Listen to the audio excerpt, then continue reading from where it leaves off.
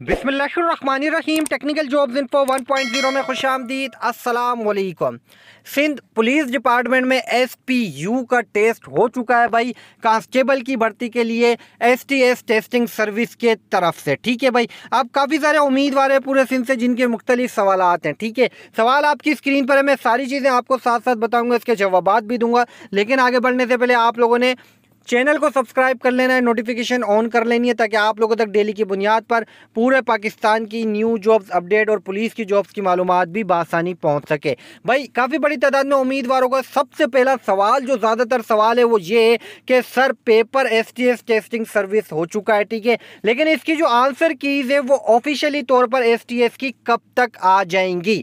ठीक है, तो भाई फिलहाल तो आपको मैं ये बोलूँगा भाई, अभी तो आपके सिर्फ 2 से 3 दिन गुजरे हैं। अभी आपकी जो आंसर कीज़ हैं आपने वेट करना होगा, कम से कम जो है 15 डेज़ लगते हैं। 15 डेज़ के बाद जो है, या 15 डेज़ के अंदर अंदर आंसर कीज़ लगा दी जाती है, क्योंकि जब पेपर बनता है उसी वक्त आंसर कीज़ बना ली जाती हैं। लेकिन थोड़ी जो है आप लोगों की पेपर के लिए थोड़ा सा जो है आप लोगों को थोड़ा सा टाइम इसलिए डिले किया जाता है ताकि आप लोग अभी जब पेपर देते हैं तो उसके कुछ दिन बाद ही जो पॉलिसी होती है उसके हिसाब से आंसर कीज़ ऑफिशियली तौर पर अनाउंस होती हैं। ठीक है, ये सवाल का जवाब हो गया। उसके बाद जो है सवाल नंबर 2 है, पेपर में जो है मदर टंग पूछा गया था। ठीक है, मदर टंग लिखा था। ठीक है, अब जो मदर टंग लिखा था, क्या इसी ज़बान में सारे जवाबात देने थे? तो भाई क्या, एक तो चीज़ बता दूं, मैंडेटरी था, लिखना ज़रूरी था।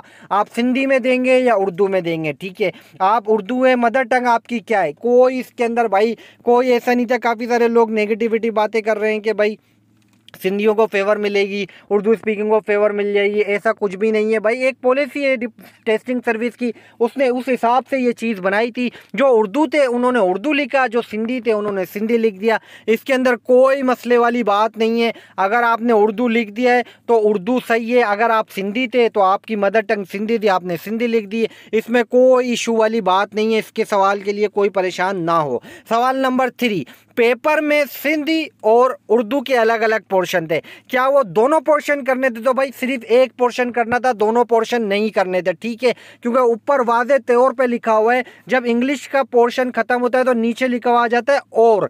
ठीक है, OR का मतलब होता है या, मतलब या। अगर आप सिंधी का कर रहे हैं तो फिर उर्दू नहीं करना था, उर्दू का कर रहे हैं तो फिर सिंधी नहीं करना था। ठीक है, उसके बाद सवाल नंबर 4 पे जो है जबान थी मदर टंग का क्यों पूछा गया था पेपर में। ठीक है, ये सवाल जो है काफ़ी सारे जो है उम्मीदवारों के ज़हन में आ रहा है कि मदर टंग का भाई इसलिए पूछा गया था कि हमने उर्दू सिलेक्ट किया है तो हमने सारे सवालों के जवाब जो है उर्दू में ही देने। तो भाई अगर सारे सवाल के जवाब उर्दू में देने तो फिर मैथमेटिक्स का आप जवाब उर्दू में कैसे देंगे। ठीक है, इसी तरह जो है आप इंग्लिश के जवाब, जब वो पेपर है ही इंग्लिश का, तो आप उसको उर्दू में जवाब कैसे देंगे? तो भाई ऐसा नहीं है। आप लोगों ने, अगर आपने मदर टंग उर्दू सिलेक्ट किए या आपने मदर टंग सिंधी सिलेक्ट किए, आपने सवाल का आंसर जो पैराग्राफ मतलब जो क्वेश्चन थे उसी हिसाब से देने थे। इसका कोई लेना देना नहीं था पेपर से। तो भाई ये जो सवाल थे, आंसर कीज़ का आपको बता दिया, 15 दिन के अंदर तक आ जाएगी। मदर टंग के हवाले से भी बता दिया